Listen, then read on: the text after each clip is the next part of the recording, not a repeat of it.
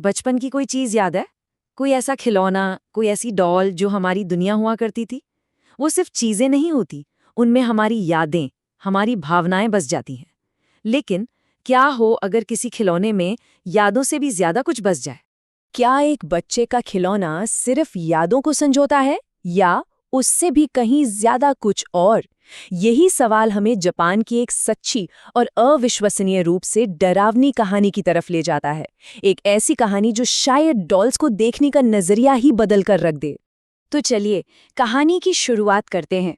इसकी जड़ें एक भाई के अपनी छोटी बहन के लिए बेशुमार प्यार में है। एक ऐसा प्यार जो अनजाने में ही एक बहुत ही दर्दनाक कहानी की वजह बन गया। बात है साल 1918 की। ये कहानी है 17 साल के इकीची सुजुकी और उसकी नन्ही सी बहन किकको की। उनका परिवार बहुत गरीब था। पिता मजदूरी करते और माँ घर पर सिलाई का काम। मतलब गुजारा बड़ी मुश्किल से होता था। लेकिन गरीबी के बाद भी इकीची अपनी छोटी बहन पर जान छिड़कता था। और किकुको, वो बस 4 साल की होने वाली थी। इस उम्र में बच्चों की अपनी ही एक छोटी सी दुनिया होती है, अपनी छोटी छोटी ख्वाहिशें होती हैं। और किकुको की भी एक ऐसी ही ख्वाहिश थी। उसे अपने जन्मदिन पर एक सुंदर सी डॉल चाहिए थी। अब देखिए, जापान में ना इन पारंपरिक गुड़ियों को सिर्फ खिलौना नहीं माना जाता, बल्कि एक साथी और कभी-कभी तो आत्मा का घर भी समझा जाता है। इकिची एक ख्वाहिश पूरी करना चाहता था। घर में पैसे नहीं थे, फिर भी उसने 1 महीने तक मेहनत की, पैसे जोड़े और अपनी बहन के लिए बाजार से सबसे खास डॉल खरीद कर लाया।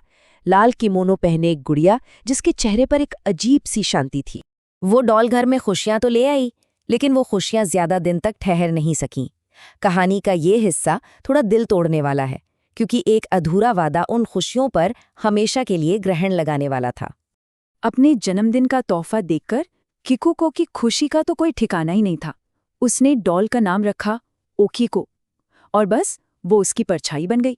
वो एक पल के लिए भी उसे खुद से अलग नहीं करती थी, हमेशा साथ रखती, उसके बाल बनाती और अपने साथ ही लेकर सोती थी। लेकिन ये खुशी ज्यादा दिन नहीं चली। एक दिन बाहर खिलते हुए किकुको को मच्छर ने काट लिया। उसे बहुत तेज मलेरिया हुआ और अपनी आखिरी सांस तक उस नन्ही सी जान ने ओकीको डॉल को अपने सीने से लगाए रखा और उसी हालत में उसकी मौत हो गई। किकोको की याद में परिवार ने उस डॉल को घर की एक शेल्फ पर रख दिया और यहीं से कहानी में असली खौफ की शुरुआत होती है।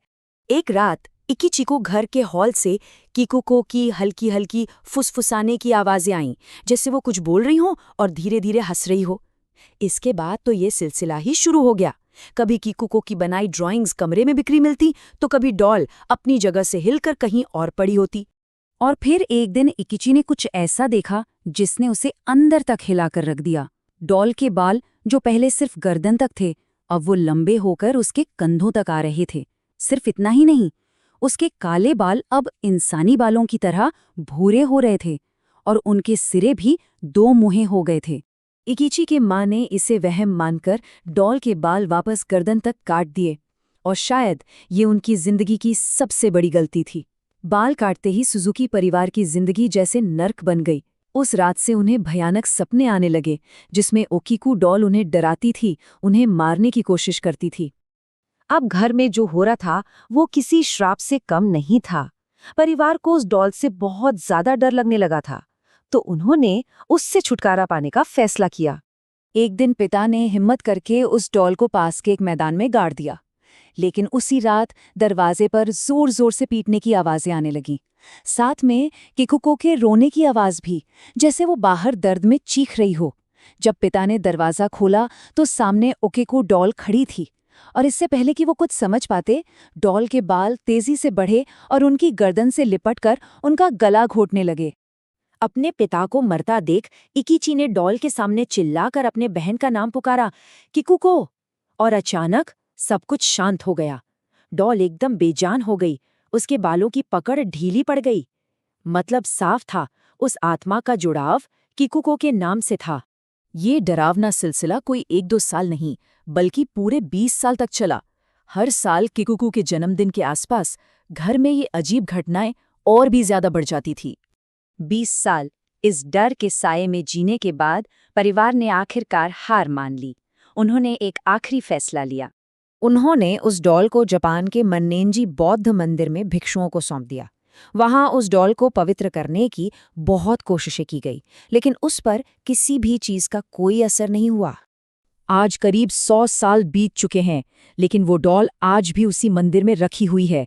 उसकी तस्वीरें लेना सख्त मना है। कहते हैं कि जो भी उसे ज्यादा देर तक देख ले, उसे भयानक सपने आते हैं। मंदिर के भिक्षु आज भी समय समय पर उसके बढ़ते हुए बालों को काटते हैं। लेकिन हाल ही में एक और भी ज्यादा डरावनी बात सामने आई है। ये बात सच में रोंगटे खड़े कर देने वाली है।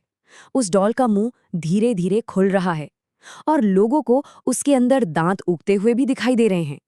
तो सवाल ये उठता है कि क्या ये सच में एक बच्ची की आत्मा है जो हमेशा के लिए अपने पसंदीदा खिलौने से जुड़ गई है, या फिर उसकी जगह किसी और कहीं ज्यादा भयानक शक्ति ने ले ली है? इसका जवाब शायद कभी नहीं मिलेगा।